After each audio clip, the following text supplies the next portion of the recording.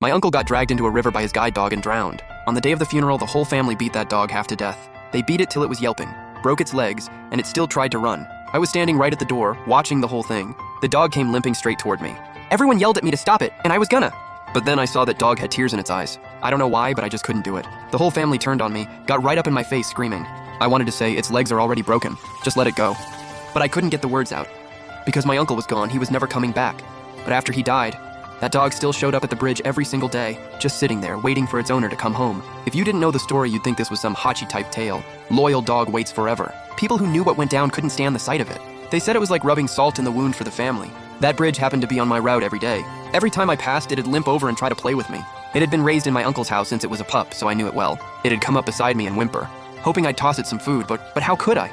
If I fed that dog, who's looking out for my uncle who's gone? I happened to run a convenience store, so I always had stuff to clear out. I'd boil some expired instant noodles and toss them its way, or stuff like hot dogs, but only things I was already throwing out, expired junk. That's all I'd give it. I figured nobody was taking care of it anyway. Even if it ate itself to death, that's not on me. Every time it finished eating, it wouldn't follow me, just limped back to the river, howling at the exact spot where my uncle drowned. Anyone who's owned a dog knows, they're not dumb.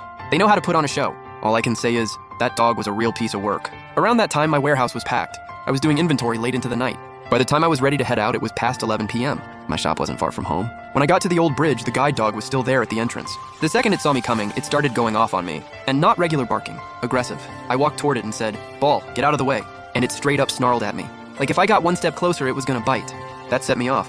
This dog had been eating my food this whole time, and now it's blocking my way home. I kicked it. It was already lame. Couldn't dodge, so it just yelped and stumbled off to the side. But when I kept walking, it grabbed onto my pants leg. Would not let me through no matter what. I lost it and kicked it a few more times before it finally let go. I shot it a hard glare and kept walking across the bridge. That's when I noticed a figure up ahead. It was a girl, wearing a long red slip dress that dragged all the way to the ground. Skin pale as a sheet, she looked really fragile. When I got closer, I could see there was zero color in her face. She softly asked if I could walk her home. The dog had scared her and she couldn't bring herself to cross the bridge. I figured she must have been spooked bad. She was white as a ghost. I told her it's fine. That dog barks a lot, but it used to be a guide dog. It doesn't bite. Look, I just kicked it a few times and it still didn't bite me. But she just couldn't cross, kept quietly begging me to help. She was clearly terrified, so I nodded. Said we'd turn back and go around. When we got back near Ball, the dog that never bites went completely feral. It suddenly lunged straight at the girl. The barking was unlike anything I'd ever heard. Pure vicious. I didn't even have time to react. I watched it go straight for the girl. I was stunned. I rushed over and kicked it away. Ball hit the ground rolling, then struggled back up, limping and lunging at the girl again. The girl went dead white with fear, trembling behind me. I touched her hand resting on my shoulder. Ice cold, not even a trace of warmth. The angrier I got, the clearer it was. This dog had zero gratitude. If it wasn't for me, it would have been dead already. If word got out it was biting people, the neighbors would beat it to death on the spot. Acting fast, I snapped a branch off near the bridge railing and whipped Ball hard with it. I yelled at it to get lost. Ball yelped a couple more times and I finally drove it off, but it kept looking back, not willing to go far. I was worried it'd go after her, so I sighed and told her I'd walk her home. Said I'd take her all the way there. Ball had already been kicked out of our family, and here I was apologizing for it. I told her the dog really doesn't bite normally. No idea what got into it. Maybe being on its own for so long made it go a little wild. The girl stayed quiet, still shaky. We walked together through the midnight dark. No streetlights out here, pitch black. She was scared and grabbed my hand, ice cold. I glanced down at the ground. It was so dark I couldn't even see our shadows. A road like this at night, a girl shouldn't have to walk it alone. I walked her all the way to her place, an old house by the river. Looked like an old village that hadn't been redeveloped. Real old single-story house. She pushed the door open and asked if I wanted to come in and sit for a bit. I said nah, I still needed to get home and rest. She didn't push it since I turned her down. She glanced a little nervously at Ball, still trailing us in the distance, and asked if I could come pick her up again tomorrow night. I still had inventory to finish. Figured I'd be working late again, so I said sure. She went inside, but she didn't close the door. Left it halfway open. I was about to close it for her. She told me not to. She said she wanted the airflow. I said all right, and headed back with Ball trailing behind me. I looked back one more time. She'd turned the light on inside. One of those old dim incandescent bulbs. She was standing just behind the half-open door, poking her head out, watching us. I knocked Ball on the head and said, "Don't go starting trouble. See how scared you made that girl? She's still staring at you." With the girl out of sight, Ball chilled out, just circled around me, wagging its tail.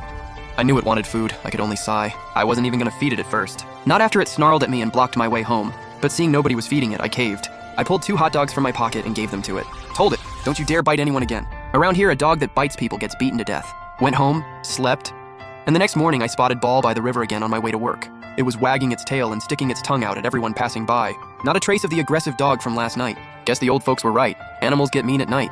During the day, they've got no edge to them at all. That night after work, I headed back to the bridge, and Ball came at me barking again. I kicked it aside and crossed over. Sure enough, the girl was still standing there. Ball had cut off her path again. I smiled at her. She gave me a shy nod and came over and took my hand again. Her hand was freezing cold from the fright, but my heart couldn't help but race. This was the second time she'd reached for my hand on her own. I'm always buried in work, never really had time to talk to girls. I snuck a glance at her. She really was strikingly pale and beautiful. I really liked her bare shoulders under those straps, but I stopped myself from looking too long. Couldn't start dreaming about some hero saves the girl thing, because this girl was genuinely gorgeous, and me? I was just some dude working a shift at a corner store. A sparrow's got no business chasing a phoenix. Right when I was thinking that, Ball suddenly came charging at us again, barking like mad. The girl got scared and grabbed onto me. That soft warmth completely knocked me sideways. I instinctively put my arm around her shoulder and she didn't pull away, just let me hold her. Meanwhile, I was kicking Ball away to back off. Ball stopped going for the girl and latched onto my pants instead, refusing to let me leave. Just would not let me walk her home. I had to smack it on the nose a couple times. Dogs have sensitive noses. It yelped and finally fled to the side. I got the girl onto the riverside path, and that's when she seemed to come back to herself. She realized I still had my arm around her and looked down, a little embarrassed. Quietly said thank you. I was holding back every feeling inside me. This time we talked a lot on the way there. She told me her name was Xiaomin. Said she worked at a textile factory nearby. I said my mom works at one too. But how does a textile worker have such soft hands? She explained she was the accountant there. Xiaomin's dress was long, the hem dragging along the ground as she walked. I felt bad watching such a nice dress get ruined like that. When I dropped her off at the door, she invited me in again. Part of me wanted to, felt like something might actually be developing here. So I figured, why not go in and chat? But the second I stepped through the door, Ball came flying in from nowhere like it had lost its mind. This time it actually bit me, for real. My leg was on fire. I yelled at it to let go. Xiaomin screamed and scrambled deeper into the house. Ball had my leg and started thrashing its head side to side, tearing at me. I punched it hard a few times, but it wouldn't let go. Dragged me all the way back out through the door. Xiaomin was crying, begging me to figure out a way to get rid of the dog. Rage was burning hot inside me. I never thought a dog I'd been feeding this whole time would turn around and bite me. That feeling of betrayal, honestly, almost made me want to put it down right then and there. I limped away from Xiaomin's door, battered and embarrassed.